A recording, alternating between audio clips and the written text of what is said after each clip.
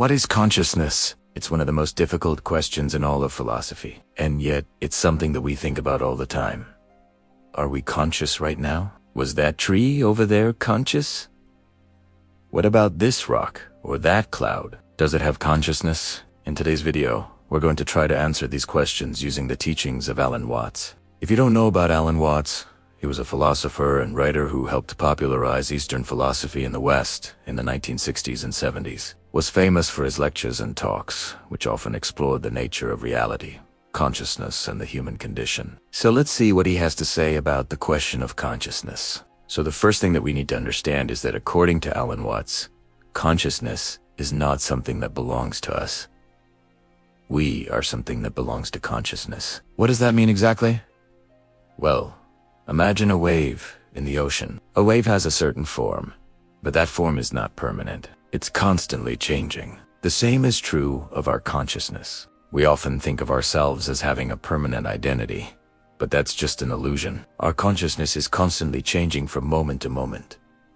There is no permanent self. Now, if you're thinking that this sounds a bit like the Buddhist concept of a or the idea that there is no soul, then you're exactly right. In fact, Alan Watts was heavily influenced by Buddhism and other Eastern philosophies, but this doesn't mean that we should give up on trying to understand consciousness. On the contrary, Alan Watts thought that it was precisely because our consciousness is constantly changing that we should try to understand it. If we can understand the nature of changing, then we can understand the nature of consciousness.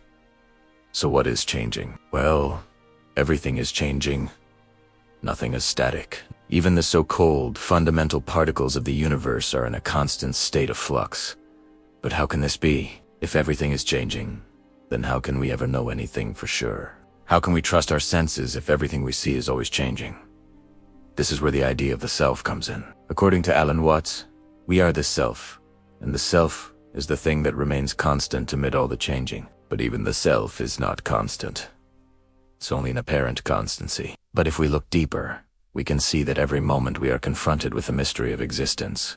Every moment we are confronted with the mystery of being. And this mystery is something that we can never fully solve. We can never fully understand consciousness because it's always beyond our grasp. But this doesn't mean that we shouldn't try. According to Alan Watts, the very fact that we are conscious beings is a miracle. Let me repeat that. The very fact that we are conscious beings is a miracle.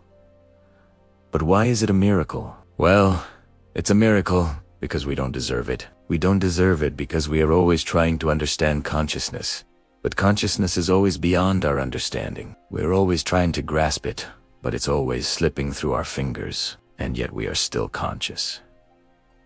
And that is a miracle. But there's another miracle as well, and that is the fact that we are alive. According to Alan Watts, we are all interconnected in a web of life. We are all part of the same cosmic process, and this process is what gives rise to consciousness. Without this process, there would be no consciousness, but we take this process for granted. We think that it's just the way things are, but it's not. It's a miracle. So what should we do with this realization? According to Alan Watts, we should marvel at it.